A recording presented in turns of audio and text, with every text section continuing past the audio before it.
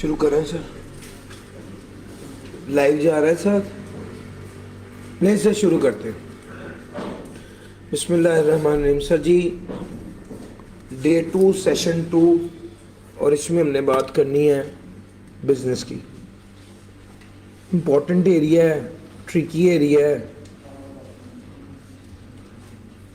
और मेरे मुताबिक कोई कुछ पेपर में आए या ना आए, बिजनेस तो आएगा। एओबी का न्यूमेरिकल हो, उसमें भी एडजस्टमेंट बिजनेस की होती है। बिजनेस का न्यूमेरिकल हो, उसमें भी एडजस्टमेंट बिजनेस की होती है।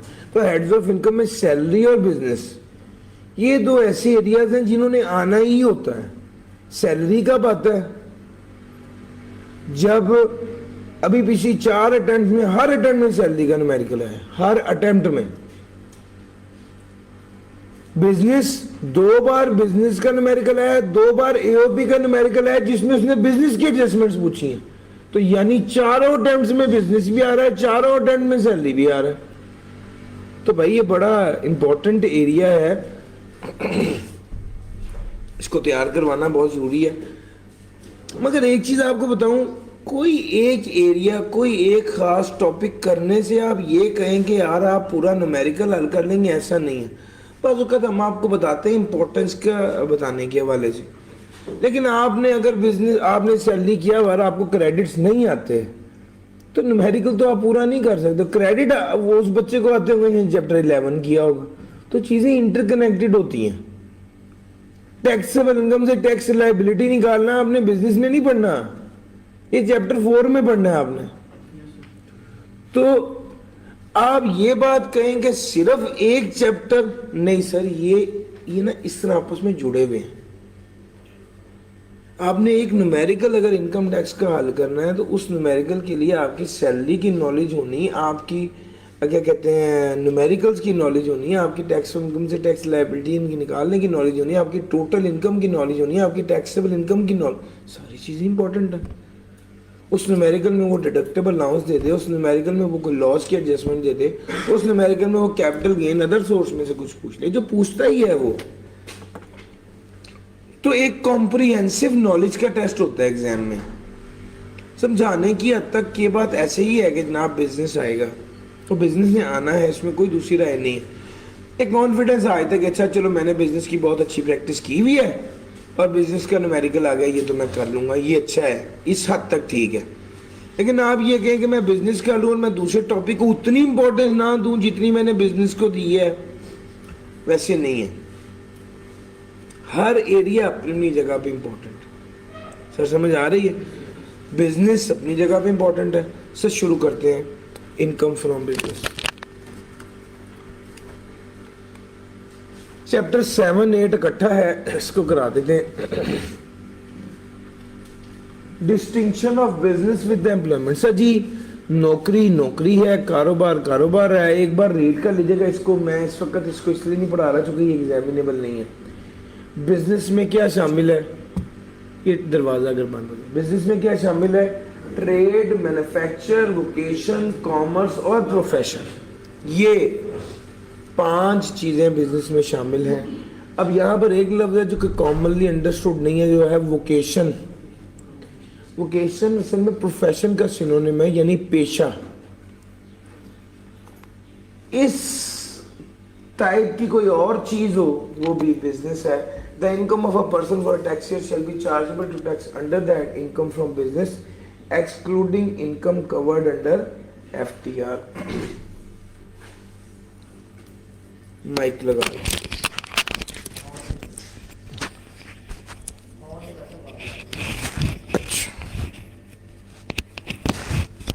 अब आवाज इंशाल्लाह ज्यादा क्लियर हो जाएगी। अच्छा जनाब, आपने कारोबार कर रहे हैं, गुड्स बेच रहे हैं, सर्विसेज दे रहे हैं, गुड्स बेच रहे हैं, सर्विसेज दे रहे हैं, इसके बाद से जो पैसे भी कमाएंगे वो इनकम फ्रॉम बिजनेस में जाएंगे। अपने पेशे से कोई पैसे कमा रहे हैं, आप चार्टर्ड अकाउंटेंट है, सीए फर्म है आपकी, उससे पैसे कमा रहे हैं, वो इनकम फ्रॉम बिजनेस में जाएगा। Income from hire or lease of tangible movable property भी इनकम फ्रॉम बिजनेस में जाएगा। Fair market value of any benefit or perquisite derived by a person due to business relationship. तो भाई income from business में वो कहता है business relationship के हवाले से अगर आपने कोई फायदा उठाया है तो वो भी इनकम फ्रॉम बिजनेस में जाएगा। आपको किसी बैंक ने लोन माफ कर दिया चूंकि आपका कोई ताल्लुक था, बिजनेस रिलेशन था, तो वो भी उसका जो फायदा है वो भी इनकम फ्रॉम बिजनेस में जाएगा। मुदारबा मैनेजमेंट, मुदारबा जो कंपनी होती है जो मैनेजमेंट फी लेती है वो भी इनकम फ्रॉम बिजनेस में जाता है। प्रॉफिट ऑन डेट बैंक के लिए इनकम फ्रॉम बिजनेस होता है और इनकम फ्रॉम अदर सोर्स नहीं होता।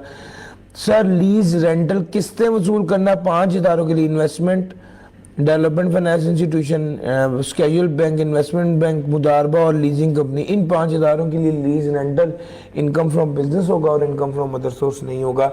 और ये वाली बात जो भी थोड़ी देर पहले पड़ी थी कि भाईजान अगर mutual fund profit on debt से कुछ पैसे कमा के बैंक को देता है तो बैंक के लिए वो इनकम फ्रॉम बिजनेस होगा और इनकम फ्रॉम अदर सोर्स नहीं होगा। फिर उसके बाद उसने आगे बात की थी रेजिडेंट पर्सन की इनकम टैक्सेबल होती है in respect of its world wide income. Resident person की इनकम वर्ल्ड वाइड इनकम के हवाले से रेजिडेंट पर्सन जो है उसकी इनकम फ्रॉम बिजनेस टैक्सेबल होती है, वो जहां से भी कमा रहा हो। लेकिन अगर नॉन रेजिडेंट होगा तो उसकी सिर्फ पाकिस्तान सोर्स इनकम टैक्सेबल होती है। फिर उसके बाद है sir salary, property, business, capital gain, चारों के हवाले से एक्रूअल है या रिसीट है, लेकिन बिजनेस एक डिफरेंट आइटम है। ये एक्रूअल भी हो सकता है, एक्रूअल बेसिस पे टैक्स भी हो सकता है और रिसीट बेस पर टैक्स भी हो सकता है। लेकिन अगर कंपनी है तो फिर एक्रूअल बेसिस लाजमी। सर वो खर्चा जो बिजनेस के लिए किया गया इनकम फ्रॉम बिजनेस में से माइनस होगा। सर याद रखना इनकम फ्रॉम बिजनेस में रियल खर्चा होता है, वो रियल प्रॉफिट और रियल एक्सपेंस होते हैं, नोशनल नहीं। सर मेरे पास डॉलर पड़े थे, डॉलर 100 से बढ़ के 200 का हो गया, तो क्या मैं उसको इनकम में शामिल करके टैक्स करूंगा? The answer is no. जब मैं वो डॉलर बेचूंगा और 200 मुझे मिल जाएगा तब वो इनकम में शामिल होगा। सर रीवैल्यूएशन नोशनल है, टैक्स वाले उसको नहीं मानते। इंपेयरमेंट नोशनल है, टैक्स वाले उसको नहीं मानते। सर आपने किसी की फॉरेन करेंसी में पेमेंट करनी थी, करेंसी की फ्लक्चुएशन आ गई, टैक्स उसका गेन लॉस टैक्स वाले नहीं मानते। हाँ अगर आपने कोई एसेट खरीदा था तो वो हो तो अलहदा केस है, वो इंशाल्लाह मैं चैप्टर 8 के यूनिट 4 में बताऊंगा। लेकिन टैक्स वाले नोशनल गेन को नहीं मानते, रियल गेन को मानते हैं जो जिससे जेन्युइनली उनको फायदा हुआ है, नोशनल नहीं रियल। सर जी 2 तरह की रिसीट्स होती हैं, एक को कैपिटल रिसीट कहते हैं और एक को रेवेन्यू रिसीट कहते हैं। रेवेन्यू रिसीट वो होती हैं जो रेगुलर बेसिस पर आपको मिलती हैं, कैपिटल रिसीट्स होती हैं वो ओकेजनल होती हैं। सर आप डेटर से पैसे वसूल करें ये रेवेन्यू रिसीट है, और आप सेल ऑफ इमूवेबल प्रॉपर्टी से पैसे वसूल करें ये कैपिटल रिसीट है। सर जी जो रेवेन्यू रिसीट होती है ये टैक्सेबल होती है, लेकिन जो कैपिटल रिसीट होती है ये टैक्सेबल नहीं होती। जो कैपिटल रिसीट होती है ये टैक्सेबल नहीं होती अनलेस क्लियरली एक्सप्रेस किया जाए। सर आपको एक बात और बताता चलूं, जो मंथली सैलरी लेते हैं वो रेवेन्यू रिसीट होती है, जो ग्रेचुटी लेते हैं वो कैपिटल रिसीट होती है। रेवेन्यू रिसीट टैक्सेबल होती है, कैपिटल रिसीट टैक्सेबल नहीं होती अनलेस लॉ ने क्लियरली से ना कहा हुआ। सर जी अब कुछ ऐसी रिसीट हैं जिनके बारे में लॉ ने बड़ा क्लियरली कहा है कि ये टैक्सेबल होंगी। पहला सर अगर आपने रिकॉर्ड एक्सपेंसेस चैप्टर 4 में पढ़ाया था, पिछले साल का कोई खर्चा माइनस हो गया था, इस साल वो रिकवर हो गया तो दोबारा इनकम में ऐड हो जाएगा। सर जी डेप्रिशिएबल एसेट को बेचने पर जो पैसे मिले वो इनकम नहीं है, डेप्रिशिएबल एसेट को बेचकर जो गेन हुआ वो इनकम है। बैड डेट अलाउ हुए थे जो रिकवर हो गए वो इनकम है। सर ट्रेडिंग लायबिलिटीज फिर वो एग्जांपल है, 2018 में खर्चा किया था, 19, 20, 21 3 सालों में उसको पे नहीं किया तो 22 में वो दोबारा इनकम में शामिल हो जाएगा। सर अगर बिजनेस को डिसकंटिन्यू कर दिया और कोई इंश्योरेंस मिली है या कोई और पैसे मिले हैं, cessation of head of income, याद है हमने कहा था हेड ऑफ इनकम सीज हो गया, लेकिन उसके बाद अगर कोई पैसे मिले तो वो उसकी इनकम में ऐसे शामिल होगा जैसे वो हेड ऑफ इनकम कभी सीज हुआ ही नहीं था। ये वो वाली बात है। सर जी रिसीट की बात आपके साथ कर ली, कोई बात सर सवाल पूछना चाह रहे हैं? स्पेकुलेशन मैं अभी नहीं करवा रहा, स्पेकुलेशन मैं आपको लेके जा रहा हूँ सीधा यूनिट नंबर 3 पे। पहले मैं आपको इससे कनेक्टेड बातें कराऊं, फिर उसके बाद मैं इधर लेके आता हूँ।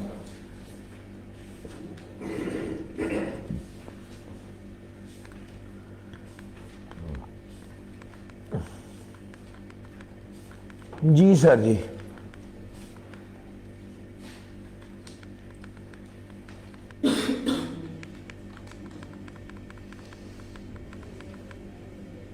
प्लीज। लो सर जी, मैं आ गया हूं आपके साथ। यूनिट 3 पे आ जाइए आप। Yes, tax accounting. सर जी, आपसे अभी बात की है कि income from business accrual base पे भी टैक्स हो सकती है और रिसीट बेस पर भी टैक्स हो सकती है, लेकिन टैक्स सिर्फ लेकिन अगर कंपनी का केस है तो उसमें सिर्फ एक्रूवल बेसिस पर टैक्स होगी और रिसीट बेस पर टैक्स नहीं हो सकती। वो कहता है जो भी मेथड आप अडॉप्ट करें उसको रेगुलर बेस पर अडॉप्ट करें, और बोर्ड के पास ये ऑप्शन होते हैं, वो किसी भी पर्सन क्लास ऑफ पर्सन को कहते हैं कि आप एक्रूवल बेस पर टैक्स करोगे या रिसीट बेस पर टैक्स करोगे तो उससे उसी बेस पर टैक्स करना पड़ेगा। सर, अप्लाई किया जा सकता है कमिश्नर को चेंज ऑफ मेथड के लिए। चेंज ऑफ मेथड के लिए कमिश्नर को अप्लाई किया जा सकता है कि मेथड को चेंज किया जाए। मेथड ऑफ अकाउंटिंग को कमिश्नर इजाजत देगा, नीड देखेगा, इजाजत देगा तो फिर आप मेथड को चेंज करके एक्रूवल से रिसीट या रिसीट से एक्रूवल कर सकते हैं। अगर मेथड ऑफ अकाउंटिंग चेंज हो गया तो बड़ी ध्यान से मेक श्योर करें कि एक इनकम 2 बार टैक्स ना हो जाए और एक खर्चा 2 बार इनकम में से माइनस ना हो जाए। ये बात भी चैप्टर 4 के लास्ट बुलेट में मैंने पढ़ाई थी। कैश बेस ऑफ अकाउंटिंग के जितने पैसे वसूल किए वो इनकम, जितने पैसे अदा किए वो एक्सपेंस। एक्रूवल बेसिस क्या है? जितने पैसे, एक्रूवल बेसिस ऑफ अकाउंटिंग क्या है? जितने पैसे कमाए वो इनकम। जब आप एंटाइटल टू रिसीव हो जाते हैं तो वो इनकम है, जब आप लायबल टू पे हो जाते हैं तो वो एक्सपेंस है। हाँ, अगर अमाउंट रिलायबली मेजरेबल होगा कितने पैसे वापस करने हैं। An amount shall become due to the person when the person shall become entitled to receive it or is liable to pay it even if the time for receipt of payment is postponed or the amount is payable by. Sir, आपने चाहे किस्तों में पैसे नहीं देने, आपके लिए जो वाजिबुल अदा हो गया वो आपका एक्सपेंस है, और आपके लिए जो हक है कि आप वसूल कर सकते हैं वो आपकी इनकम है।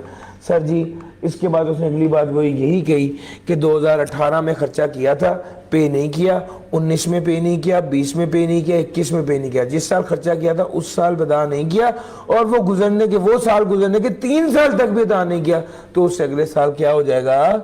वो दोबारा इनकम में शामिल हो जाएगा। और अगर सब्सिक्वेंटली पे कर दिया तो वो दोबारा अलाउड एज डिडक्शन भी हो जाएगा। सर जी, अगर आप ट्रेडिंग लायबिलिटी को पे करते हुए कोई फायदा उठा लेते हैं, आपने एक बंदे का 35,000 रुपये देना था, उसने कहा मुझे 35,000 दे दो, मैं तुम्हें अपना मोबाइल दे दूंगा। आपने उसे 35,000 दे दिया, उसने आपको अपना मोबाइल दे दिया, वो मोबाइल 5,000 का था। ये जो बेनिफिट आपको लायबिलिटी पे करने से वसूल हुआ है ये भी आपकी इनकम फ्रॉम बिजनेस में आएगा। बिजनेस की लायबिलिटी पे करने के हवाले से वसूल हुआ है। सर जी, स्टॉक की वैल्यूएशन। स्टॉक की वैल्यूएशन होती है A plus B minus C. Now what is A? Opening cost of goods sold है।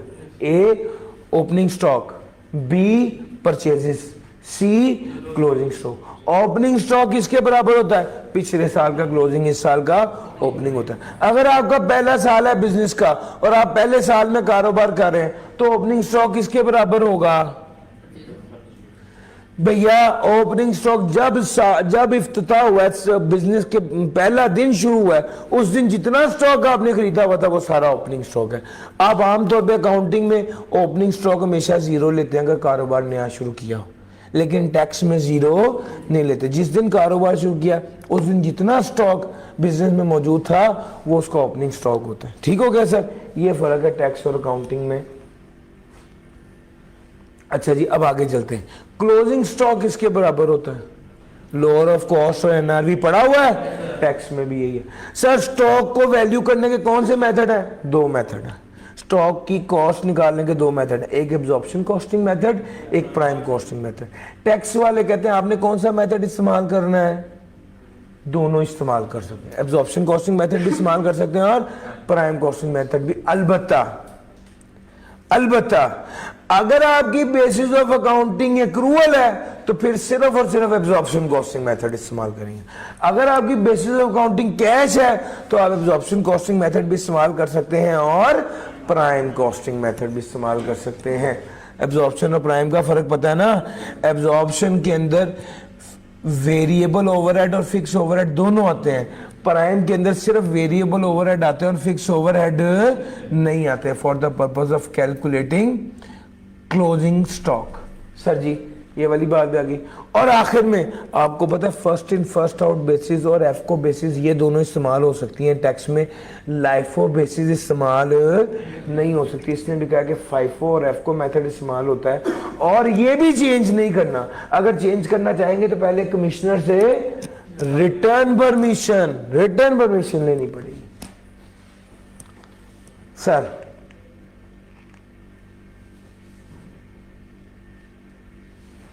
अब आ गया हूं मैं डेफिनेशंस की तरफ।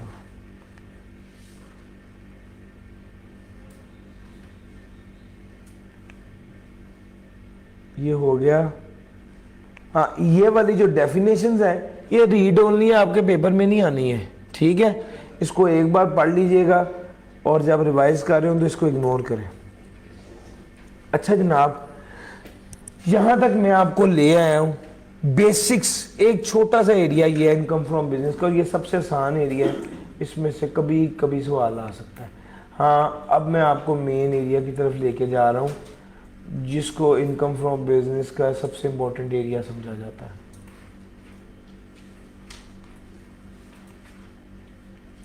आ जाओ सर जी।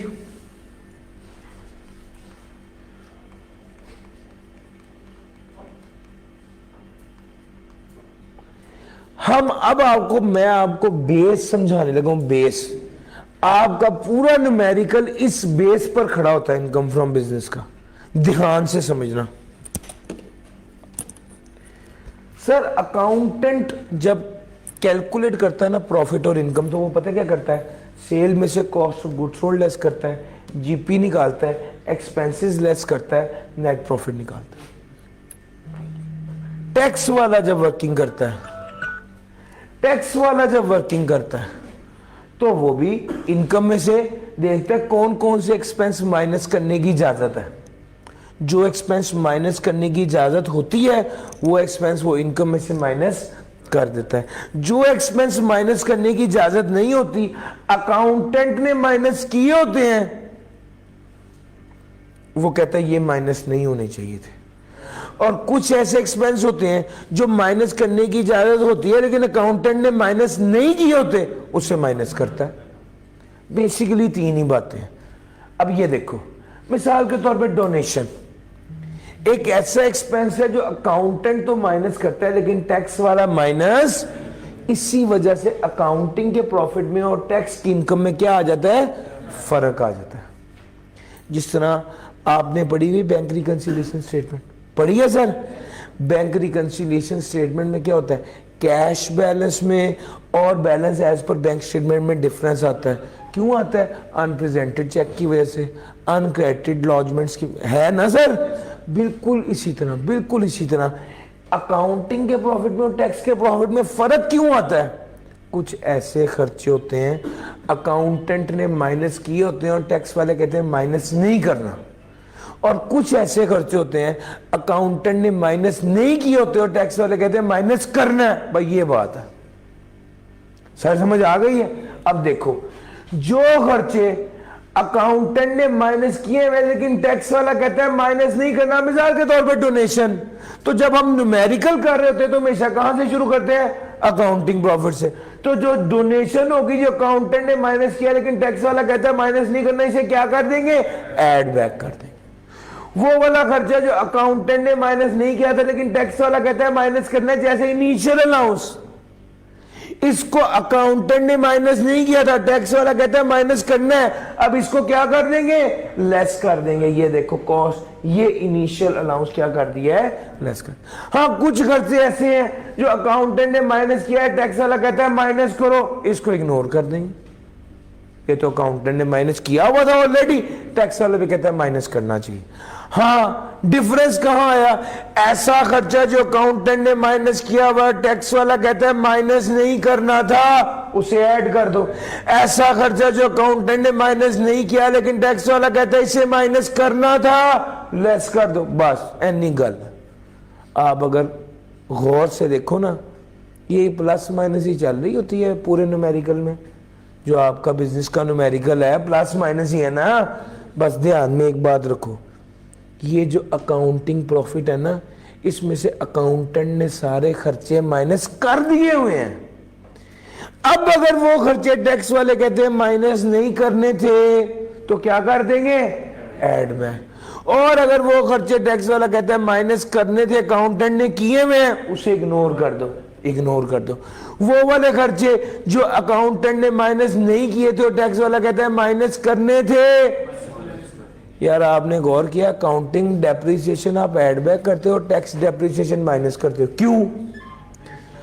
अकाउंटेंट ने जो डेप्रिसिएशन निकाली थी टैक्स वाला उसको नहीं मानता, अकाउंटिंग प्रॉफिट में से वो माइनस हुई हुई थी, तो पहले हम अकाउंटिंग डेप्रिसिएशन ऐड बैक करते हैं और टैक्स के मुताबिक। यार मेरी बात पिक कर गए हो?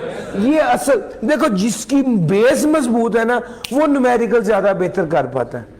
जिसको ये सेंस ही नहीं है कि अकाउंटिंग प्रॉफिट में से अकाउंटेंट ने सारे खर्चे पहले ही लेस किए हुए हैं और वो सिर्फ रट्टा लगा रहा है कि इसको ऐड करते हैं, इसको ऐड करते हैं, इसको, वो पेपर में अनसीन एडजस्टमेंट नहीं कर पाएगा।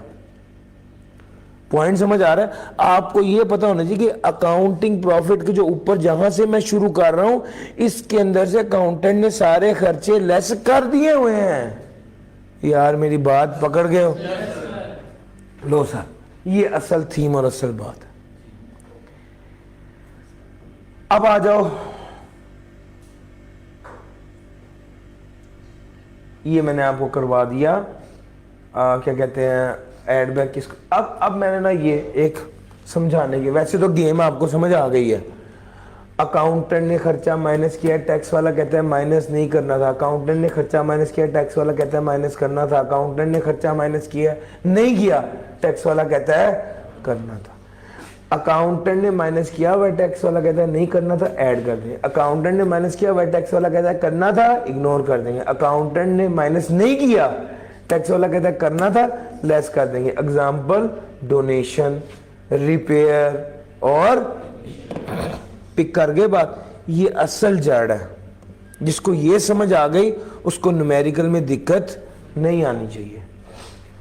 कौन कौन से खर्चे माइनस करने हैं? हर वो खर्चा जो होली और एक्सक्लूसिवली बिजनेस के लिए वो माइनस करना है। हाँ, एक ऐसा इदारा जिसके लिए जानवर एसेट की हैसियत रखता है और इन्वेंट्री की हैसियत नहीं रखता, अगर उसका जानवर मर जाए तो जितना नुकसान होगा वो इनकम में से माइनस करने की इजाजत होगी। एक जानवर जो खरीदा कितने का था? गाय खरीदी थी 2 लाख रुपए की, वो मर गई, मरी हुई कितने की बिकी? 10,000 रुपए की। कितने का नुकसान हो गया? ये अलाउड एज डिडक्शन होगा। खास तौर पे ये वाली जो प्रोविजन है ये डेयरी कंपनीज के लिए। अगर एक जानवर 2 लाख का खरीदा था, उसने दूध देना बंद कर दिया, अब वो बेकार है डेयरी कंपनी के लिए। डेयरी कंपनी उसको बेच देगी 60,000 का। कितने का नुकसान हो गया? ये अलाउड है डिडक्शन। कार कैसेस कहते हैं लाश को, ठीक है, ये लाश को। लो सर, कौन से खर्चे माइनस नहीं करने? बड़ी इंपॉर्टेंट। अब ये आपको बताने की जरूरत नहीं कि कितनी इंपॉर्टेंट डिस्कशन है। कौन से खर्चे माइनस नहीं करने? अब बातें पकड़ते जाना बस। इनकम टैक्स इनकम में से माइनस नहीं होता। हम पढ़े कौन से खर्चे माइनस करने की इजाजत नहीं है। बात नंबर 1, इनकम टैक्स इनकम में से माइनस नहीं होता। बात नंबर 2, सेल्स टैक्स और एफईडी इनकम में से माइनस होती है। बात नंबर 3, सेल्स टैक्स और एफईडी अगर चाय टू एंड कंज्यूमर है तो इनकम में से माइनस नहीं होती। 3 बातें आपको कही हैं। इनकम टैक्स इनकम में से माइनस नहीं होता, सेल्स टैक्स और एफईडी इनकम में से माइनस, ये देखो सेल्स टैक्स और एफईडी इनकम में से माइनस होती है, लेकिन सेल्स टैक्स और एफईडी अगर एंड कंज्यूमर को चार्ज हो जाए तो वो इनकम में से माइनस नहीं होती। ठीक हो गया सर, ये बात लिखी हुई है। अगर एंड कंज्यूमर को चार्ज ना हो तो इनकम में से माइनस होती है, एंड कंज्यूमर को चार्ज हो जाए तो इनकम में से माइनस नहीं। सर जी एक बंदे को पैसे वसूल हुए हैं 1,00,000 रुपए, 4% टैक्स कटने के बाद 96,000 मिले हैं, 1,00,000 बनते थे, ये जो 4% टैक्स डिडक्ट हुआ है क्या ये इनकम में से माइनस होगा? नहीं भाईजान, ये जो टैक्स डिडक्ट होता है ये इनकम में से माइनस नहीं होता, ये टैक्स लायबिलिटी में से माइनस होता है। अब आप न्यूमेरिकल कर चुके हैं, अब आपकी सेंस क्लियर है। ये लायबिलिटी को काम करता है, ये इनकम को काम नहीं करता। तीसरी बात, मैंने अगर कोई एक्सपेंस किया, मैंने उसकी पेमेंट की थी, तो भाईजान आपको पता है एक्सपेंस की पेमेंट करते वक्त मुझे टैक्स काट के पेमेंट करनी चाहिए थी। अगर मैंने टैक्स नहीं काटा तो वो एक्सपेंस एज डिडक्शन अलाउ नहीं होगा। हाँ, अगर मैंने रॉ मटेरियल या फिनिश गुड्स के हवाले से पेमेंट की और टैक्स के काटे बगैर की तो 20% अलाउ नहीं होगा, 80% फिर भी अलाउ होगा। दो बातें कही हैं। बात नंबर 1, खर्चे की पेमेंट कर रहा हूं, टैक्स काट के करनी चाहिए थी, अगर मैंने टैक्स नहीं काटा तो वो वाली पेमेंट एज डिडक्शन अलाउ। अगली बात सुनो, खर्चे की पेमेंट कर रहा हूं, मुझे टैक्स काट के करनी चाहिए थी, मैंने टैक्स नहीं काटा, लेकिन ये पेमेंट है रॉ मटेरियल और फिनिश गुड्स की। अगर रॉ मटेरियल और फिनिश गुड्स के हवाले से पेमेंट कर रहा हूं, टैक्स काट के करनी चाहिए थी, मैंने टैक्स नहीं काटा, तो 20% अलाउ नहीं होगा, यानी 80% फिर भी अलाउ होगा। सर अब ये वाली एडजस्टमेंट पढ़ने का आपको मजा आना चाहिए जब अब आपने थर्ड स्केड्यूल आइटम की थोड़ी सी समझ आ गई हुई है। सेल्स टैक्स की थर्ड स्केड्यूल आइटम को बेचने के लिए अगर आपने कोई बंदा अपॉइंट किया हुआ है जिसको आप कमीशन पे कर रहे हैं, तो अगर वो बंदा एक्टिव टैक्स पे लिस्ट में शामिल है तो जितनी भी आप कमीशन पे करेंगे वो अलाउड एज डिडक्शन होगी। लेकिन अगर वो बंदा जिसको आपने रखा हुआ है थर्ड स्केड्यूल आइटम को बेचने के लिए, लेकिन वो एक्टिव टैक्स पे लिस्ट में शामिल नहीं है, तो 0.2% ऑफ सेल वैल्यू की कमीशन आप माइनस कर सकते हैं, उससे ज्यादा की कमीशन माइनस करने की इजाजत नहीं है। Sir salary, rent, brokerage, commission, profit on debt, payment to non resident services की फी, ये सारी पेमेंट्स जब भी आपने करनी है टैक्स काट के करनी है। अगर टैक्स काटे बिना आपने ये पेमेंट कर दी तो ये एज डिडक्शन अलाउ नहीं होगी। फाइन और penalty paid or payable by the person for the violation of any law, rule और रेगुलेशन। फाइन या penalty paid or payable by the, sir आपने कानून की खिलाफ वर्जी की है और उसके हवाले से फाइन और पेनल्टी पे की है। अगर आपने कानून की खिलाफ वर्जी की है, फाइन और पेनल्टी पे की, कानून की खिलाफ वर्जी की है, एनी फाइन और penalty paid or payable by the person for the violation of any law, rule और रेगुलेशन, तो ये एज डिडक्शन अलाउ नहीं। कानून की खिलाफ वर्जी, अगर कानून, अब पास पेपर में 2-3 बार है कॉन्ट्रैक्ट की खिलाफ वर्जी की, सर अगर कॉन्ट्रैक्ट की खिलाफ वर्जी की है तो वो माइनस करने की इजाजत होगी। कानून की खिलाफ वर्जी की है तो माइनस करने की इजाजत। सर पर्सनल खर्चा, जाती खर्चा किया है, एक पास पेपर में जी कुर्बानी दी है, भाई कुर्बानी मालिक ने अपने लिए दी है, अल्लाह के लिए दी है, इसमें तो इनकम में से माइनस नहीं होगा। सर जी एंटरटेनमेंट का खर्चा इनकम में से माइनस नहीं होगा, उसने लिमिट बता दी है। भैया अगर पाकिस्तान से बाहर कोई खर्चा किया गया तो बिजनेस ट्रांजैक्शन के हवाले से करें तो ठीक है, वरना वो खर्चा माइनस करने की इजाजत नहीं होगी। दूसरा, अगर कस्टमर्स पर जो खर्चा किया वो माइनस करने की इजाजत होगी, क्लाइंट्स पर जो खर्चा किया गया बिजनेस प्रेमिसेस में वो माइनस करने की इजाजत होगी, फॉरेन कस्टमर पर जो खर्चा किया गया माइनस करने की इजाजत होगी, मीटिंग डायरेक्टर शेयर होल्डर पर जो खर्चा किया गया माइनस करने की इजाजत होगी, ओपनिंग ऑफ ब्रांचेस पर जो खर्चा किया गया माइनस करने की इजाजत होगी। ये सारी बातें इसने लिखी हैं।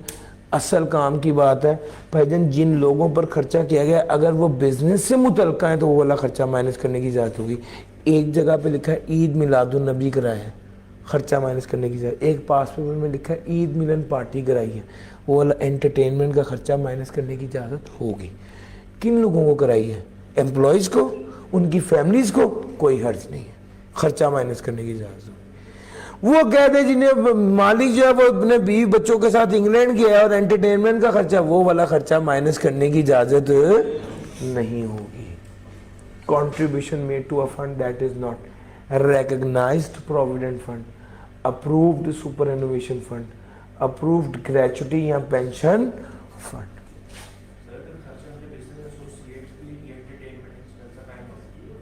बिजनेस से रिलेटेड है तो माइनस करने की इजाजत होगी। सर जी आपने कंट्रीब्यूशन किया, अब ये P fund super innovation fund तो आपने कहां पे पढ़ा? सैलरी में। सर वहां पे आप लेने वाले थे, यहां पर आप बिजनेस हैं देने वाले हैं, खर्चा कर रहे हैं। सवाल है कि यार याद रखो एक बात है, ये बात जब कोई बच्चा पूछता है तो मुझे बड़ी हैरत होती है। एक्सपेंस की बात हो रही तो कहते सर ये एक्सपेंस टैक्सेबल होगा, तो मैं सर पकड़ के सोचता हूँ यार ये क्या बात कर रहा है। इनकम के बारे में सोचते हैं टैक्सेबल होगा या नहीं, एक्सपेंस के बारे में क्या सोचते हैं अलाउड एज डिडक्शन हो। यार मेरी बात समझ आ रही है? तो भाई जरा इस चीज को ध्यान में रखना है। वहां पर आपकी ये इनकम थी, यहां पर आपका ये खर्चा है। क्या आप जो कंट्रीब्यूट करते हैं provident fund super innovation fund या पेंशन फंड में, क्या ये अलाउड एज डिडक्शन होगा? उसने कहा हाँ, अगर ये अप्रूव्ड हो और अफेक्टिव अरेंजमेंट किए गए हो कि जब एम्प्लॉय को पैसे देंगे तो टैक्स काट के देंगे, अगर ये दोनों शर्तें पूरी हो जाए तो अलाउड एज डिडक्शन होगा, वरना अलाउड एज डिडक्शन नहीं होगा। अगर आपने अप्रूव पेंशन फंड या अप्रूव सुपर एनोवेशन फंड में एम्प्लॉय ने 50% से ज्यादा कंट्रीब्यूट किया है तो वो अलाउड एज डिडक्शन नहीं होगा। अगर आपने कोई फंड क्रिएट किया हुआ है या कैपिटलाइज कर दिया, कैपिटल नेचर की आइटम है या statement of changes in equity nature की आइटम है, तो वो वाला खर्चा इनकम में से माइनस नहीं होगा। पार्टनरशिप में पार्टनर को कोई सैलरी ब्रोकरेज कमीशन देना है एज डिडक्शन अलाउ नहीं होगा। सैलरी की लिमिट कितनी है? पहले 25 होती थी, 32,000 है। 32,000 है सर, 32,000 रुपए की सैलरी तक कैश में दे सकते हैं, इससे ज्यादा अमाउंट कैश में देंगे तो वो अलाउड एज डिडक्शन नहीं होगा। सर गाड़ी खरीदी है अलाउड एज डिडक्शन नहीं होगा, उसकी डेप्रिसिएशन अलाउड एज डिडक्शन होगी। सॉफ्टवेयर खरीदा है अलाउड एज डिडक्शन नहीं होगा, उसकी डेप्रिसिएशन उसकी अमोर्टाइजेशन अलाउड एज डिडक्शन होगी। सर जी फार्मास्यूटिकल कंपनी के वाले से खास तौर पे ये बात है, फार्मास्यूटिकल कंपनी के सेल का 10% से ज्यादा मार्केटिंग का खर्चा नहीं हो सकता। फार्मास्यूटिकल कंपनी के सेल का 10% से ज्यादा मार्केटिंग का खर्चा नहीं हो सकता। तो any sale promotion advertisement and publicity expenses in excess of 10% of turnover incurred by pharmaceutical manufacturer. ठीक हो गया सर जी।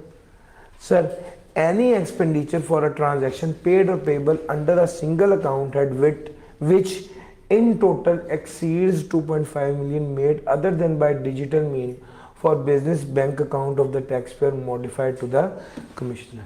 वो कहता है सर, इसको समझाने के लिए मैं आपको स्टेप्स सिखाने लगा हूं। सर जी अगर अकाउंट बैलेंस 2.5 लाख से ज्यादा है, इंडिविजुअल ट्रांजैक्शन 25,000 से ज्यादा है, पेमेंट कैश में की है, तो अलाउड एज डिडक्शन नहीं। ये तीनों शर्तें अगर पूरी हो जाएं तो अलाउड एज डिडक्शन नहीं होगा।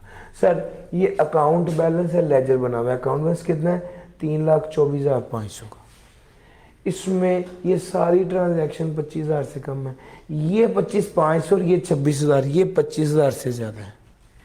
अगर ये पेमेंट कैश में की गई है तो ये वाली पेमेंट्स 51500 अलाउड एज डिडक्शन नहीं होगी। तीनों शर्तें पूरी होनी चाहिए, अकाउंट बैलेंस 2.5 लाख से ज़्यादा हो, इंडिविजुअल ट्रांजैक्शन 25,000 से ज़्यादा हो और कैश में पे किया हो। अच्छा पेपर में वो आपको सवाल देता है, वो कहता है 60,000 रुपया कैश में पे किया, अलाउड एज डिडक्शन होगा। क्यों? हमें क्या पता अकाउंट बैलेंस कितना है। वो कहता है 2,70,000 कैश में पे किया है। अब यहां पे आप ये नहीं कह सकते कि इसका अकाउंट बैलेंस पता नहीं 2.5 लाख से ऊपर है या नहीं। भैया एक ट्रांजैक्शन अगर 2.5 लाख से ऊपर है और यार मेरी बात पे कर गए हो। अब ये देखो पेपर में सवाल आता है 2,72,000 कैश में पे किया, आपने कहना भैया अंडरस्टूड है, तीनों बातें पूरी हो गई, अकाउंट बैलेंस भी पूरा हो गया और 25,000 से ऊपर एक ट्रांजैक्शन भी कैश। सर थीम समझ आ गई? तो ये बात ऐसे है। हाँ इस रूल की कुछ एक्सेप्शन है, कुछ ऐसी पेमेंटें हैं जो जितनी भी हो कैश में कर दें, मसला नहीं है, इनकम में से माइनस करने की इजाजत। यूटिलिटी, बिजली पानी gas telephone internet. Freight charges, जो सामान आ रहा है उस समुंदर से या जहां से भी बाय रोड आ रहा है वो वाला खर्चा। ट्रैवल, टिकटें ट्रेन की, बाय एयर की, कैश में पे की, मसला नहीं। Postage, taxes, duties, fee, fine, other statutory obligation. Sir ji आपने फी पे की है सरकारी इदारे को, फाइन पे किया है कॉन्ट्रैक्ट के हवाले से, ड्यूटीज पे की हैं, टैक्सेस पे किए हैं, जो भी अमाउंट आपने पे की है गवर्नमेंट इंस्टीट्यूशन को, ये सारे के सारे इसके एक्सेप्शन में फॉल करते हैं। 7 लाख, 8 लाख, 10 लाख, 25 लाख, 50 लाख, 1 करोड़ रुपया कैश में पे किया है, मसला नहीं है। अगर वो इस स्कोप में आएगा तो वो अलाउड एज डिडक्शन होगा। उसके अलावा अगर गेम 2.5 लाख से ऊपर की तो आपके कान खड़े हो जाने चाहिए, गेम 2.5 लाख से ऊपर चले गई है, ये कैश में ये वाले खर्चे करने की इजाज़त नहीं है। सर डॉक्यूमेंटेशन ऑफ इकॉनमीज का भी मकसद है।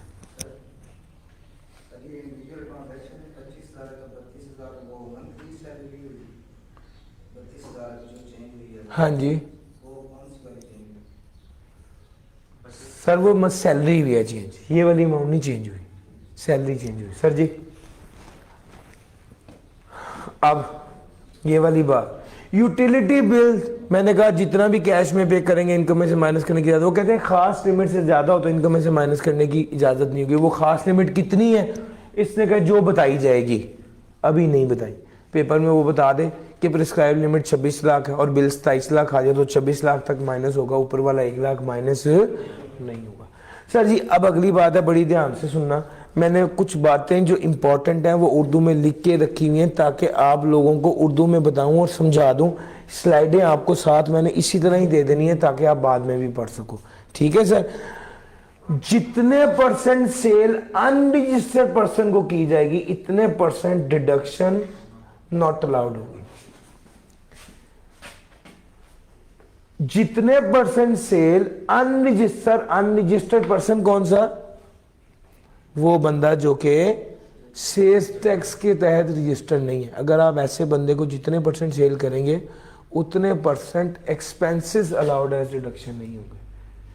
Sales to unregistered person divide by total sale, इससे निकल आएगा आपने कितने परसेंट सेल अनरजिस्टर्ड को की, मल्टीप्लाई बाय टोटल डिडक्शंस, इतना खर्चा इनकम में से माइनस करने की इजाजत नहीं होगी। लेकिन इसकी 2 शर्तें हैं।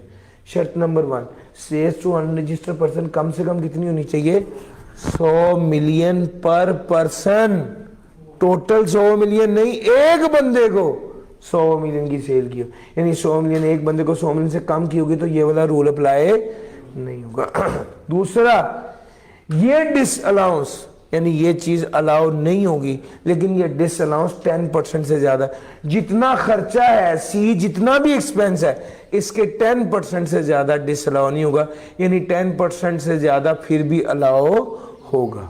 सर जी ये 2.2 की एग्जांपल है, ये 2.2 का कॉन्सेप्ट है। अब अगली बात, एफबीआर वालों का बहुत ज्यादा ध्यान इस चीज पर है कि आप लोग जो है ना वो अपने सिस्टम को एफबीआर के साथ इंटीग्रेट कर लें, ताकि जिस टाइम पे फॉर एग्जांपल जिस टाइम पे गवर्नमेंट वाला एंट्री कर रहा है उसी सेम टाइम पे एफबीआर के पास भी वो एंट्री पहुंच जाए उसी वक्त जिस तरह गवर्नमेंट के हेड ऑफिस पहुंचती है। ये कब मुमकिन है, जब गवर्नमेंट वाला अपनी रिटेल आउटलेट्स को क्या कर लेगा, एफबीआर के सिस्टम के साथ इंटीग्रेट कर लेगा। एफबीआर वाले कह रहे हैं हमारे साथ इंटीग्रेट करो, अगर आपने हमारे साथ इंटीग्रेट नहीं किया तो हम आपको selling expenses attributable to sales, selling expense as deduction allow नहीं करेंगे। वो कहता है कोई भी एक्सपेंडिचर जो एट्रीब्यूटेबल टू सेल है वो नहीं अलाउ किए जाएंगे। अगर आपको बोर्ड ने कहा है कि आप अपने सिस्टम को एफबीआर के साथ इंटीग्रेट करें लेकिन आप इंटीग्रेट नहीं कर रहे, लेकिन ये selling expense 8% of total deduction से ज्यादा, यानी डिस अलाउंस जो है वो 8% से ज्यादा नहीं होगी, यानी 8% अलाउ नहीं होंगे, बाकी 92% फिर भी माइनस करने की इजाजत हो। सर कौन कौन से खर्चे माइनस करने की इजाज़त नहीं होगी, सारे बता दी। कौन से खर्चे माइनस करने की इजाज़त होगी? साइंटिफिक रिसर्च एक्सपेंडिचर, ये माइनस करने की इजाज़त होगी। शर्त क्या है? पाकिस्तान में खर्चा हो, रिसर्च हो, बिजनेस के लिए रिसर्च हो, पाकिस्तान में हो, बिजनेस के लिए हो, इनकम में से माइनस करने की इजाज़त है। तीसरी बात, कहाँ पर खर्चा ना किया हो? लैंड को खरीदने का खर्चा ना हो, डेप्रिशिएबल एसेट को खरीदने का खर्चा ना हो, या किसी नेचुरल डिपॉजिट की एग्जिस्टेंस, नेचुरल डिपॉजिट है या नहीं है, कहाँ पर है, कितना है, किस क्वालिटी का है। अगर इस काम के लिए खर्चा किया जाएगा तो वो इनकम में से माइनस करने की इजाज़त नहीं होगी। पाकिस्तान में खर्चा हो, बिजनेस के लिए खर्चा हो, और ये वाले खर्चे ना हो, डेप्रिशिएबल एसेट ना खरीदा गया हो, इमूवेबल प्रॉपर्टी ना हो, या नेचुरल डिपॉजिट कहाँ है, कितने हैं, किस हद तक है और किस क्वालिटी के हैं, ये पता करने पर जो खर्चा किया जाएगा ये इनकम में से माइनस करने की इजाज़त नहीं होगी, बाकी होंगे। तो सर एम्प्लॉय की ट्रेनिंग पर जो खर्चा करेंगे, एजुकेशंस को पैसे देंगे, या आप इंस्टीट्यूशंस को पैसे देंगे ताकि वर्कर को ट्रेन किया जाए, या अपने किसी पाकिस्तानी बंदे को ट्रेन करने के बाद से आप पैसे देंगे, scheme approve by the board, तो ये इनकम में से माइनस करने की इजाज़त होगी।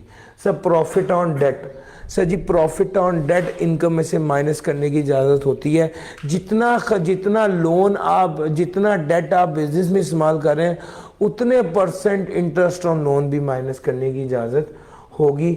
सर जी एक कॉन्सेप्ट है स्पेशल पर्पस व्हीकल का। ये स्पेशल पर्पस व्हीकल वो इदारा होता है जो पैसे कलेक्ट करता है, और मैं ये कहता होता कि भाई ये वो बदमाश है जो आपको पैसे रिकवर करा के देता है। तो ये स्पेशल पर्पस व्हीकल, अगर आप स्पेशल पर्पस व्हीकल को वो लीज रेंटल देते हैं या किस्त के पैसे देते हैं तो जनाब वो भी आपके लिए एज डिडक्शन अलाउ होगा। और जो बंदा स्पेशल पर्पस व्हीकल को एंगेज करता है कि वो लोगों से पैसे कलेक्ट करे, तो वो जो स्पेशल पर्पस व्हीकल को जो वो पैसे देता है वो भी एज डिडक्शन अलाउ होते हैं। तो भाई एज डिडक्शन अलाउ होता है प्रॉफिट ऑन डेट, जितना बिजनेस में इस्तेमाल हो, लीज रेंटल जो दिए जाएं, किसी को भी दिए जाएं, चाहे स्पेशल पर्पस व्हीकल को दिए जाएं या लीजिंग कंपनी को, वो एज डिडक्शन अलाउ होते हैं। और lease rental as deduction allow होता है। एक कॉन्सेप्ट है बड़ा इंपॉर्टेंट, 2 अगर किसी गाड़ी जो नॉट प्लाइंग फॉर हायर है, गाड़ी जो नॉट प्लाइंग फॉर हायर है, उसको उसका प्रिंस लीज रेंटल उसके हवाले से दें और उसका प्रिंसिपल पार्ट 2.5 मिलियन से ज्यादा हो तो वो एज डिडक्शन अलाउ नहीं होगा। आज़ादी एंड कंपनी में एक न्यूमेरिकल है, आपके एओपी का न्यूमेरिकल है आज़ादी एंड कंपनी, मेरे ख्याल ऑटम 22 में आया था, उसमें ये वाली एडजस्टमेंट है। वो कहता है vehicle not applying for hire, vehicle not applying for hire से रिलेटेड अगर आप किस्त दे रहे हैं तो उस किस्त का 2.5 मिलियन, उस किस्त का जो प्रिंसिपल पार्ट है, उस किस्त का जो प्रिंसिपल पार्ट है वो 2.5 मिलियन तक हो तो अलाउड एज डिडक्शन, अगर उससे ज्यादा हो तो अलाउड एज डिडक्शन नहीं है। ये वाला एडजस्टमेंट वहां पर टेस्ट हुई है। लो सर बाकी जो भी प्रॉफिट ऑन डेट हो हर बंदे के लिए हर केस में अलाउड एज डिडक्शन होता है। सर लीज की डिस्कशन करने लगा हूँ। लीज दो तरह की, लीज में दो पार्टीज हैं, एक लेसी और एक लेसर। लेसी कौन होता है? जो किस्तों पर चीजें लेता है। लेसर वो होता है जो देता है। अब लेसी मिसाल के तौर पे मैंने गाड़ी किस्तों पे ली तो मैं लेसी हो गया और बैंक लेसर हो गया। अच्छा आप जरा मेरी बात सुनना, लेसी के वाले से अकाउंटिंग ट्रीटमेंट क्या और टैक्स ट्रीटमेंट क्या, जरा इसको समझो। अकाउंटेंट कहता है कि लेसी गाड़ी का मालिक है, अकाउंटेंट डेप्रिसिएशन भी अलाउ करता है और इंटरेस्ट एक्सपेंस भी अलाउ करता है, लेकिन टैक्स वाला कहता है लेसर गाड़ी का मालिक है, और टैक्स वाला कहता है जो लीज रेंटल या जो किस्तें आप दे रहे हो ये अलाउड एज डिडक्शन है। जब भी आप न्यूमेरिकल करते हैं तो क्या करते हैं सर, आप अकाउंटिंग प्रॉफिट में से ये जो अकाउंटेंट ने किया इसे रिवर्स कर दो। यार पहले भी यही पढ़ाया ना, अकाउंटिंग प्रॉफिट के अंदर से ये चीजें लेस हुई होंगी ना, तो टैक्स वाला पहले क्या करेगा, इसको ऐड बैक करेगा, और जो टैक्स कह रहा है कि लीज रेंटल माइनस करो उसको सर जी मेरी पॉइंट पिक कर रहे हैं। ये एडजस्टमेंट 3-4 बार पास पेपर में ही, लेसर वाली आज तक कभी नहीं आई। लेसर के केस में अकाउंटेंट क्या करता है, वो कहता है इंटरेस्ट इनकम बस करो, और टैक्स वाला कहता है नहीं, लेसर तो गाड़ी का मालिक है, वो तो लीज रेंटल्स भी ऐड करेगा और डेप्रिसिएशन भी लेस करेगा। अच्छा जब न्यूमेरिकली आता है अकाउंटिंग प्रॉफिट में ये इंटरेस्ट ऐड हुआ होता है, पहले क्या करना है, इस इंटरेस्ट को लेस करना है और फिर लीज रेंटल को ऐड कर देना है और डेप्रिसिएशन या इनिशियल अलाउंस को लेस कर देना है। तो ये एडजस्टमेंट आमतौर पे जब न्यूमेरिकल आता है तो डेप्रिसिएशन ऐड बैक करनी होती है, इंटरेस्ट ऐड बैक करना होता है, लीज रेंटल लेस करना होता है। लो सर, इसके बाद आ गई बात बैड डेट की। बैड डेट एज डिडक्शन ला होता है, शर्तें हैं कुछ। शर्त नंबर 1 ये कि बैड डेट सिर्फ तब एज बैड डेट अलाउ होगा जब पहले वो इनकम में शामिल हो गया हो, पहले इनकम में शामिल हो गया तो फिर एज बैड डेट अलाउ होगा। दूसरे नंबर पे सिर्फ तब एज बैड डेट अलाउ होगा जब अकाउंटेंट ने भी उसको बैड डेट किया हो। तीसरे नंबर पे जब गुड रीजंस टू, जब जेन्युइन या रीजनेबल ग्राउंड हो गए वो बैड डेट है। चौथे नंबर पे the amount of deduction allowed to a person for tax year shall not exceed the amount of the debt written of in the accounts of the person in the tax year. वो कहता है deduction, the amount of the deduction allowed to a person for tax year shall not exceed. Sir जितना tax वाले deduction allow करेंगे bad debt की वो accountant से ज्यादा नहीं, अकाउंटेंट से कम हो सकती है, अकाउंटेंट की जितनी हो सकती है, लेकिन बैड डेट की डिडक्शन जो टैक्स वाले अलाउ करेंगे वो अकाउंटेंट से ज्यादा तो हो ही नहीं सकती।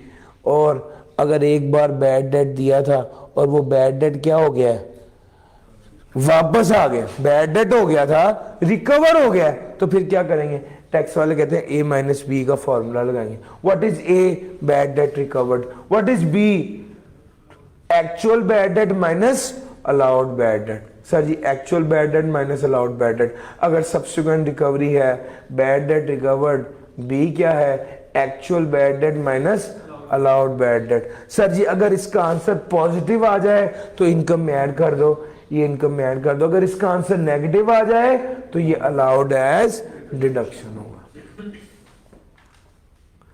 अब मेरी एक बात समझो, पहला साल है, पहले साल में बैड डेट हुए तो जो अकाउंटेंट ने बैड डेट किया उसे ऐड बैक कर देंगे और टैक्स वालों ने जो अलाउ किया उसे लेस कर देंगे। मुश्किल तो नहीं है, सिंपल है। दूसरा साल हुआ है, बैड डेट रिकवर हो गया। अब सबसे पहला काम, बड़ी इंपॉर्टेंट बात है, ध्यान से सुनना, बच्चों को ये पॉइंट पिक करने में प्रॉब्लम होती है यार। जब बैड डेट रिकवर्ड होता है तो जेन में सबसे पहले ये रखो कि अकाउंटेंट ने क्या किया होगा, उसको इनकम के तौर पे ऐड कर लिया होगा। तो जब भी बैड डेट रिकवर्ड होता है तो सबसे पहला काम ये करते हैं कि जो अकाउंटेंट ने इनकम के तौर पे ऐड किया था पहले उससे लेस करते हैं। अकाउंटिंग बैड डेट रिकवर्ड होता है तो अकाउंटेंट इनकम के तौर पे उसे ऐड कर लेते हैं ना, तो पहले तो वो करेंगे, उसे रिवर्स करेंगे यानी लेस करेंगे, फिर उसके बाद ए माइनस बी वाला फॉर्मूला लगाएंगे, फिर उसके बाद क्या करेंगे, ए माइनस बी वाला फॉर्मूला लगाएंगे। और ए माइनस बी क्या कहता है, एक मिनट, यहां पर फिर उसके बाद नोट है, नोट कहता है ए माइनस बी वाला फॉर्मूला लगाओ। अगर ए माइनस ए क्या था, बैड डेट रिकवर्ड, बी क्या था, actual bad debt minus allowed. अगर इसका आंसर प्लस में आए तो इसे ऐड कर दो, अगर इसका आंसर ए माइनस बी का आंसर नेगेटिव में आए इसको। और मुश्किल तो नहीं लग रहा, काम की बात यह है कि बच्चे ये गलती करते हैं, कहते हैं ये किधर से माइनस हो रहा है। भैया जितना पैसा भी रिकवर हुआ अकाउंटेंट ने पहली एंट्री ये की होनी, बैड डेट रिकवर इनकम में शामिल किया, पहले तो उसको रिवर्स करना है और फिर ए माइनस बी का फॉर्मूला लगाना है। लो सर ये वाली डिस्कशन भी हमने आपके साथ कर ली। चैप्टर नंबर 7 हम आपके साथ डिस्कस कर चुके हैं। अब आ जाते हैं हम चैप्टर नंबर 8 की तरफ। चैप्टर नंबर 8 की अगर मैं बात करूं तो ये बड़ा इजी चैप्टर है और ये दोनों चैप्टर्स न्यूमेरिकली बहुत इंपॉर्टेंट है। रट्टे के हवाले से इतने इंपॉर्टेंट नहीं है जितनी अंडरस्टैंडिंग के हवाले से इंपॉर्टेंट है। Sir depreciation allowed as deduction होता है। डेप्रिशिएबल एसेट की उसने 3 बातें लिखी हैं, बिजनेस में इस्तेमाल हो रहा हो, यूजफुल लाइफ 1 साल से ज्यादा हो, वेयर एंड टेयर की वजह से वैल्यू कम होती हो, तो डेप्रिशिएबल एसेट होता है। अच्छा दूसरे नंबर पे पहले जरा सादी बातें कर लें फिर ये बात। सर जी उसके बाद डेप्रिशिएबल एसेट ये होता है, मेथड ऑफ डेप्रिसिएशन क्या होता है सर, डब्ल्यूडीवी मेथड होता है। डेप्रिसिएशन का मेथड क्या है, डब्ल्यूडीवी मेथड है। तीसरी बात, रेट कौन से होंगे, पेपर में गिवन होंगे। वैसे बताने के लिए बता दूं, बिल्डिंग 10, कंप्यूटर आईटी 30, बाकी सारे 15। ठीक हो गया। तीसरे नंबर पे sir full in the year of purchase, nil in the year of sale, ये वाला रूल डेप्रिसिएशन का होता है। सर डेप्रिसिएशन चूंकि डब्ल्यूडीवी मेथड है तो डब्ल्यूडीवी कैसे निकालेंगे, cost minus initial allowance minus accumulated depreciation. नया होगा तो जाहिर बात है डेप्रिसिएशन नहीं होगी, सिर्फ इनिशियल अलाउंस लेस करेंगे। और आपको पता है, मैं चूंकि आप पहले पढ़ चुके हैं, आपको पता है इनिशियल अलाउंस तो आना ही तब है जब एलिजिबल डेप्रिशिएबल एसेट होगा। अगर एलिजिबल डेप्रिशिएबल एसेट नहीं होगा तो सिर्फ एक्यूमुलेटेड डेप्रिसिएशन होगी। सर समझ आ रही है, तो ये बात है। फिर उसके बाद उसने कहा हाँ ये वाली बात भी सुनने से, बाजों का ऐसे होता है कि आपने एसेट खरीदा 2020 में 100 रुपए का, 2020 में उसकी डेप्रिसिएशन आ गई 20 रुपए, 2021 में उस कंपनी पे टैक्स लगा ही नहीं, टैक्स एग्जाम था। 2022 में डेप्रिसिएशन कितनी होगी, 2022 में ऐसे डेप्रिसिएशन निकालेंगे जैसे नॉर्मली डेप्रिसिएशन चार्ज होती रही है। ठीक हो गया सर जी, ये बात समझ आ गई। तो अब ये वाली बात समझिए सर, अगर एक एसेट आपने खरीदा है, जितने परसेंट एसेट बिजनेस में इस्तेमाल होगा उतने परसेंट डेप्रिसिएशन लाओगी। एसेट खरीदा है 1 मिलियन का, 60% बिजनेस में इस्तेमाल हो रहा है, 40% बिजनेस में इस्तेमाल नहीं हो रहा, तो भाई जितने परसेंट बिजनेस में इस्तेमाल हो रहा है उतने परसेंट डेप्रिसिएशन माइनस होगी, जितने परसेंट बिजनेस में इस्तेमाल नहीं हो रहा उतने परसेंट डेप्रिसिएशन माइनस नहीं होगी। सर डब्ल्यूडीवी ऐसे कैलकुलेट होगी जैसे ये एसेट सिर्फ बिजनेस में इस्तेमाल हो रहा है। डब्ल्यूडीवी जब कैलकुलेट करेंगे तो पूरी डेप्रिसिएशन लेस करेंगे, डब्ल्यूडीवी जब कैलकुलेट करेंगे तो पूरी डेप्रिसिएशन लेस करेंगे। तो डब्ल्यूडीवी कैलकुलेट करेंगे, फिर जितने परसेंट एसेट बिजनेस में इस्तेमाल हो रहा है उतने परसेंट डेप्रिसिएशन लाओगे, और जितने परसेंट एसेट बिजनेस में इस्तेमाल नहीं हो रहा उतने परसेंट डेप्रिसिएशन लाओ नहीं होगी। फिर ईयर 3 है, ईयर 3 की अगर मैं बात करूं तो डिस्पोजल प्रोसीड आ गया, 30 साल में बेच दिया, एसेट बेच दिया। Sir WDV in case of disposal क्या होगी, डब्ल्यूडीवी में डेप्रिसिएशन नॉट अलाउड ऐड कर देंगे।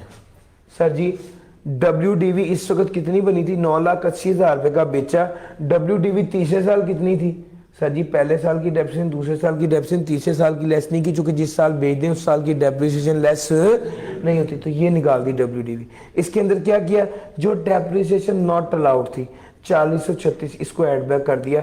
अब डब्ल्यूडीवी निकलेगी और उससे गेन लॉस निकलेगा। आपके पास पेपर में एक न्यूमेरिकल में क्वेश्चन है अब्बास वाला, उसके अंदर ये वाला कॉन्सेप्ट उसने इस्तेमाल किया हुआ।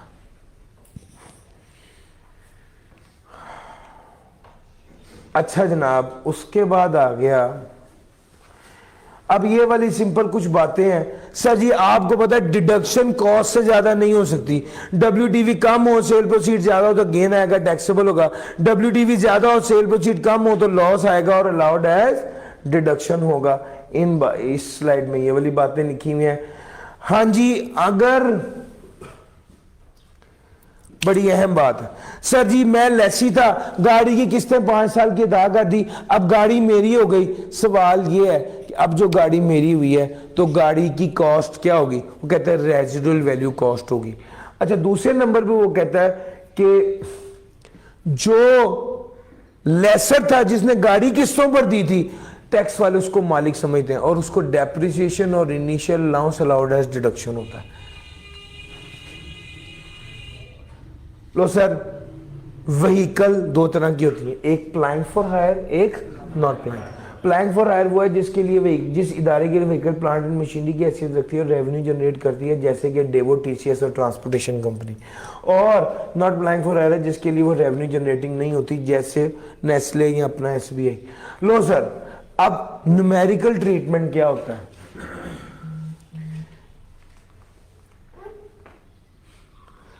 सबसे पहली बात आपको समझने की जरूरत यह है कि अगर मैक्सिमम अलाउड कॉस्ट कितनी होती है vehicle not plying for hire की, 7.5 मिलियन, यानी vehicle not plying for hire की मैक्सिमम अलाउड कॉस्ट 7.5 मिलियन है।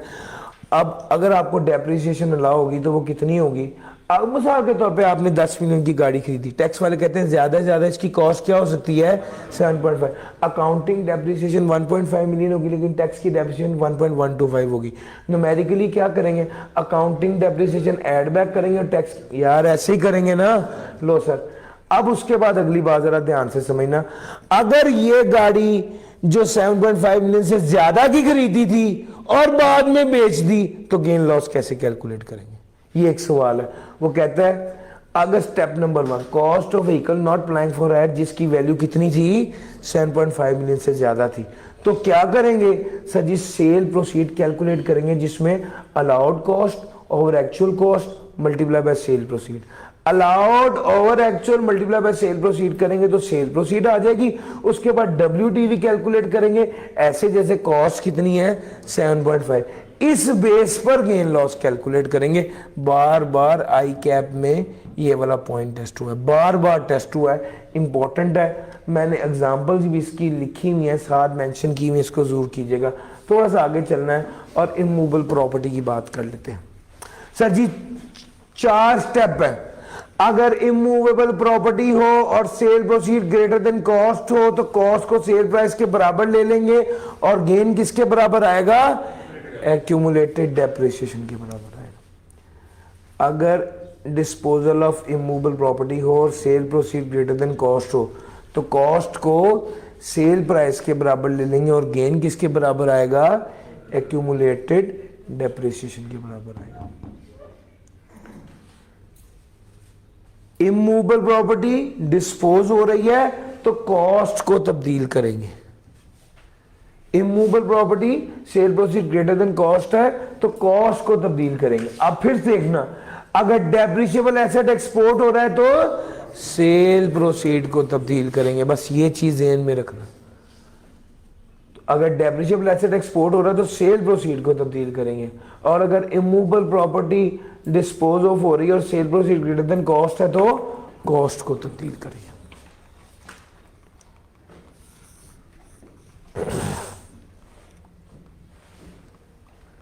सर इनिशियल अलाउंस क्या होता है? इनिशियल अलाउंस की बात करने से पहले हम बात करेंगे एलिजिबल डेप्रिशिएबल एसेट क्या होता है। वो डेप्रिशिएबल एसेट जिस पर इनिशियल अलाउंस मिले उसे एलिजिबल डेप्रिशिएबल एसेट कहते हैं। एलिजिबल डेप्रिशिएबल एसेट कौन से होते हैं? कहते हैं इसको छोड़ो कौन से होते हैं, बस ये देख लो कौन से नहीं होते। Sir vehicle not applying for hire eligible depreciable asset नहीं होता। Furniture and fixture eligible depreciable asset नहीं होता। Second hand plant and machinery जो used in Pakistan eligible depreciable asset नहीं होता। ऐसी प्लांट एंड मशीनरी जिसकी कॉस्ट अलाउड एज डिडक्शन थी वो एलिजिबल डेप्रिशिएबल एसेट नहीं होता। और बिल्डिंग एलिजिबल डेप्रिशिएबल एसेट नहीं होता। ये सर एलिजिबल डेप्रिशिएबल एसेट जो नहीं होता उस पर इनिशियल अलाउंस नहीं मिलता। सर जी जो एलिजिबल डेप्रिशिएबल एसेट होता है उस पर इनिशियल अलाउंस मिलता है। किस तरह, कितना, किसको? सर जी हर वो एसेट जो पाकिस्तान में पहली बार इस्तेमाल हो रहा है उसको 25% ऑफ कॉस्ट के बराबर जो है वो इनिशियल अलाउंस मिलता है। कब मिलता है? जब वो बिजनेस में इस्तेमाल हो या जब बिजनेस कमर्शियल प्रोडक्शन शुरू करे, विच एवर इज लेटर। और अगर ये एसेट लीज्ड हो तो लेसर को इनिशियल अलाउंस। सर जी अक्सर वो न्यूमेरिकल में आपको इस तरह की एडजस्टमेंट दे देता है कि वो आपको ओपनिंग WDVs बता देता है, इस साल की परचेजेस बता देता है, डिस्पोजल बता देता है, और वो आपसे एक्सपेक्ट करता है कि आप क्लोजिंग WDV भी बताएंगे, डेप्रिसिएशन भी बताएंगे, इनिशियल अलाउंस भी बताएंगे। सर जी अगर कभी ऐसा हो तो हमेशा एक स्टैंडर्ड रूल है, आपने ओपनिंग WDV लिखनी है, सबसे पहले उसमें से डिस्पोजल लेस करनी है। फिर उसके बाद परचेजेस को 2 कैटेगरीज में तकसीम कर लेना है। एक वो परचेज होगी जिसमें एक वो परचेज होगी जो एलिजिबल डेप्रिशिएबल एसेट की होगी, उसमें से इनिशियल अलाउंस लेस करने के बाद ऐड करना। एक वो परचेज होगी जिसमें जो एलिजिबल डेप्रिशिएबल एसेट नहीं होगी वो एज इट इज ऐड कर देना। फिर इसको टोटल करके इस पर रेट लगाएंगे तो डेप्रिसिएशन निकलेगी, और जो इनिशियल अलाउंस होगा वो अलग से कैलकुलेट करके लिख देंगे कि इनिशियल अलाउंस इतना, और फाइनली WDV निकल आएगी। क्लियर होगी बात? ऐसे करते हैं सर। इंडस्ट्रियल अंडरटेकिंग की डेफिनेशन है, इसको एक बार देख लीजिएगा। इनटेंजिबल्स, जो बातें मैंने आपको डेप्रिशिएबल के बारे में बताई उसके करीब उससे रिलेट करता हूं। इनटेंजिबल में ये 16 आइटम्स हैं। इनटेंजिबल में सिर्फ यही आती हैं, इसके अलावा नहीं आती। इनटेंजिबल में वो कहता है जिसका फायदा 1 साल से ज्यादा तक है वो इनटेंजिबल है। और इनटेंजिबल का जो भी खर्चा होता है वो लाउडेस्ट रिडक्शन नहीं होता, बल्कि उसकी अमोर्टाइजेशन लाउडेस्ट रिडक्शन होती है। और अमोर्टाइजेशन सिर्फ उस इंटेंजिबल एसेट की होती है जो बिजनेस के लिए इस्तेमाल हो रहा हो और जिसकी यूजफुल लाइफ 1 साल से ज्यादा हो। और अमोर्टाइजेशन कभी भी कॉस्ट से ज्यादा नहीं हो सकती। सर जी अगर इंटेंजिबल की अमोर्टाइजेशन कैसे निकालते हैं? स्ट्रेट लाइन बेस पर। डेप्रिसिएशन WDV होता है, ये स्ट्रेट लाइन होता है, A over B। Now what is A?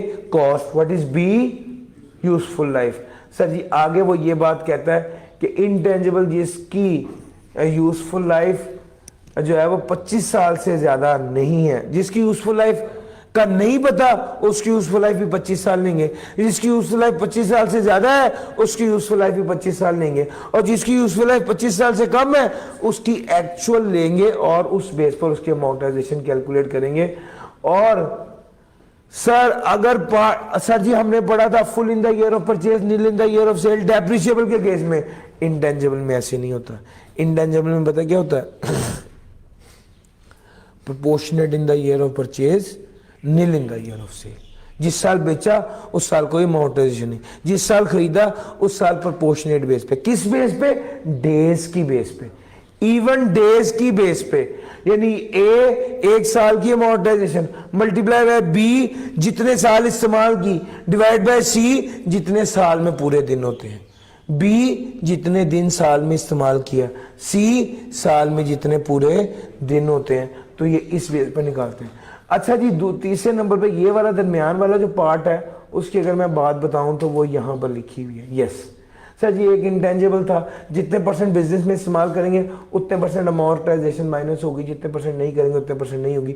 WDV निकालेंगे तो ऐसे निकालेंगे जैसे ही एसेट होली फॉर बिजनेस इस्तेमाल हो रहा था। हाँ फर्क पता कहाँ आता है? जब ये बेच देंगे तो आपने पहले पढ़ा था कि depreciation not allowed add back करते थे, याद है? इंटेंजिबल में ऐसा नहीं होता, इंटेंजिबल में ऐसा नहीं होता। सर जी ये वाली इंटेंजिबल्स के बारे से बात थी। प्री कमेंसमेंट एक्सपेंडिचर की बात करें तो कमेंसमेंट से पहले जो खर्चे होते हैं वो प्री कमेंसमेंट के होते हैं, जैसे फिजिबिलिटी स्टडी की कॉस्ट निकालना, प्रोटोटाइप्स की कंस्ट्रक्शन या ट्रायल प्रोडक्शन। ये इस टाइप के खर्चे जो होते हैं ये कमेंसमेंट से पहले होते हैं, ये प्री कमेंसमेंट के खर्चे होते हैं। ये एज डिडक्शन इनकम में से माइनस नहीं करते, बल्कि इनको 20% लेके 5 सालों में माइनस किया जाता है। और ये यानी ये 100 रुपए का खर्चा किया है तो ये इस तरह 1 2 3 4 5 इस तरह 5 सालों में माइनस होना है। क्या छठे साल भी माइनस होगा? जाहिर बात है डिडक्शन ओरिजिनल कॉस्ट से ज्यादा तो नहीं होगी, तो 5 सालों तक ही होगा। लेकिन अगर ये खर्चा पहले ये पूरा 100 पहले साल इनकम में से माइनस करने की इजाजत थी तो फिर ये वाला खर्चा ये ओवर द पीरियड 20 साल स्ट्रेट लाइन बेसिस पर माइनस नहीं होगा। सर ये प्री कमेंसमेंट एक्सपेंडिचर की बात थी, याद रखना प्री कमेंसमेंट एक्सपेंडिचर की डिडक्शन कॉस्ट से ज्यादा तो हो ही नहीं सकती। सर एसेट को डिस्पोज करें, एसेट यहाँ आप एसेट के मालिक ना रहे हैं, एसेट ना रहे, ये डिस्पोजल ऑफ एसेट है। ये कैपिटल गेन में भी मैंने पढ़ाया है।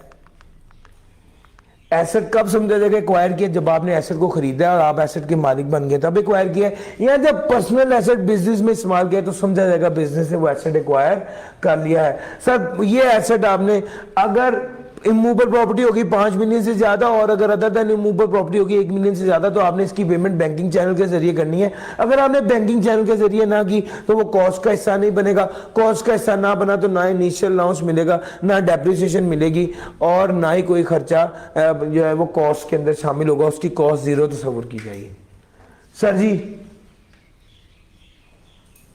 अब कॉस्ट ऑफ द एसेट की बात करने लगे। Cost of the asset, asset की कॉस्ट क्या होगी?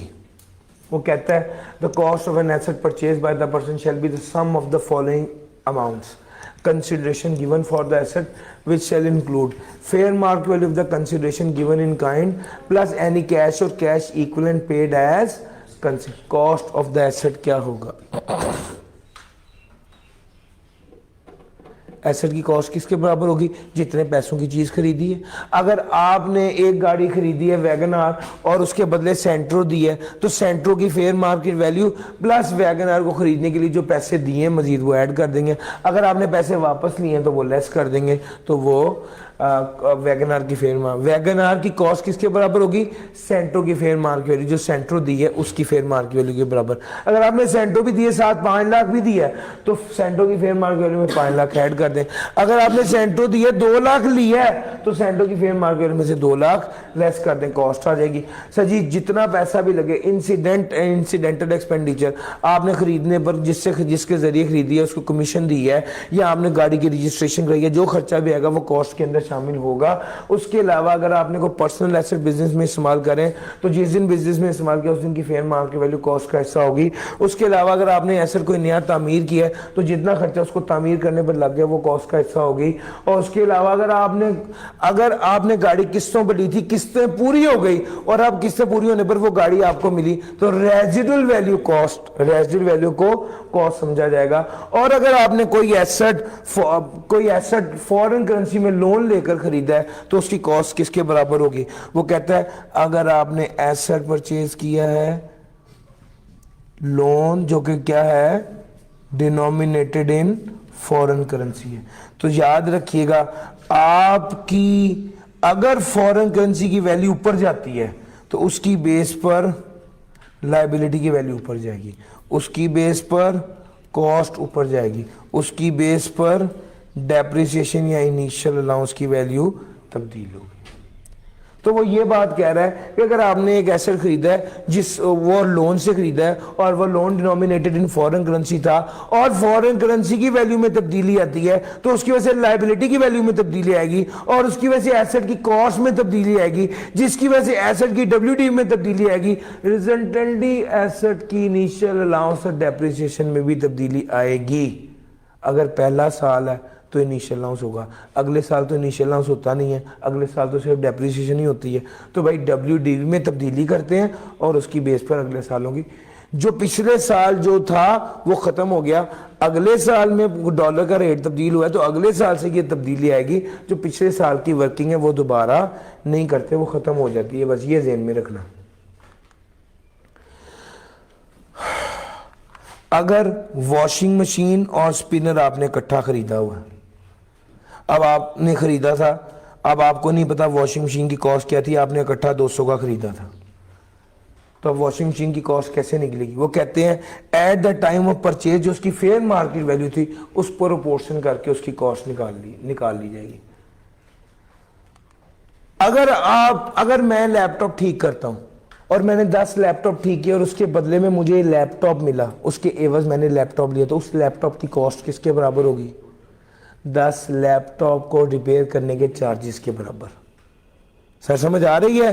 तो कॉस्ट उसके बराबर होगी। वो कहते हैं अगर आपने एक एसेट एक्वायर किया जिसकी वैल्यू डिराइव होनी थी किसी ऐसी अमाउंट से जो चार्जेबल टू टैक्स थी, तो जितनी अमाउंट पर टैक्स लगा वो उसकी कॉस्ट होगी। सर मैं 10 लैपटॉप रिपेयर करने के एवज एक लैपटॉप लिया तो उस लैपटॉप की कॉस्ट किसके बराबर होगी?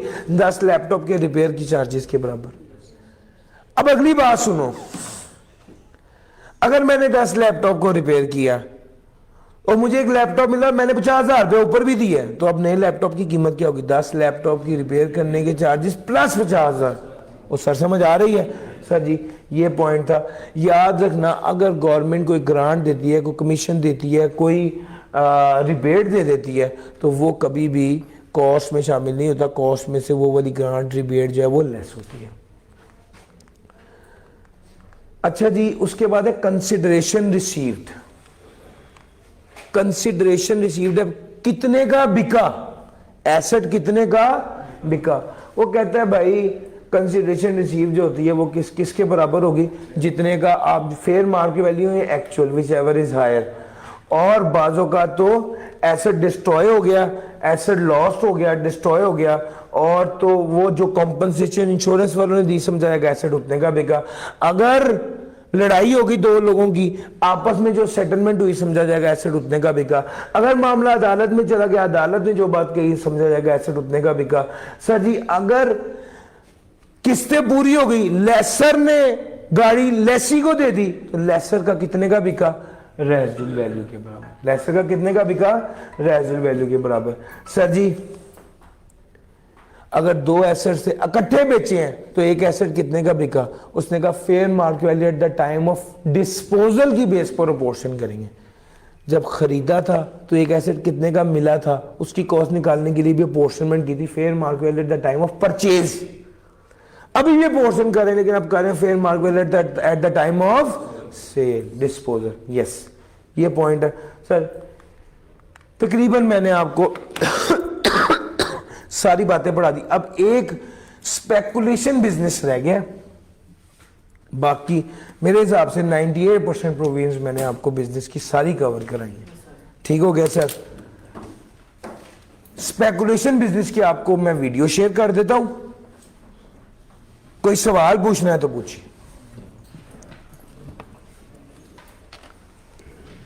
कोई सवाल पूछना है तो पूछिए। सुनोगे सर जी, कोशिश करनी है, मेहनत करनी है। मैंने आपको बताया था मेरे लिए शायद पढ़ाना उतना मुश्किल नहीं है जितना आप लोगों के लिए उसको संभालना है। सुनना आसान है, संभालना है सर। इस पर ये आज आप जाएं और आज आप जाके जितना मैंने पढ़ाया इसको कवर कर लें तो आपसे बड़ा किंग कोई नहीं। तो मैंने तो बहुत बार इस तरह पढ़ाया है सर। सवाल ये कि क्या आप उसको संभाल सकते हैं। इंशाल्लाह कल मिलते हैं, अच्छे से पढ़ें, जो सवाल होंगे कल डिस्कस करेंगे। आज के लिए इतना ही था। Thank you ji.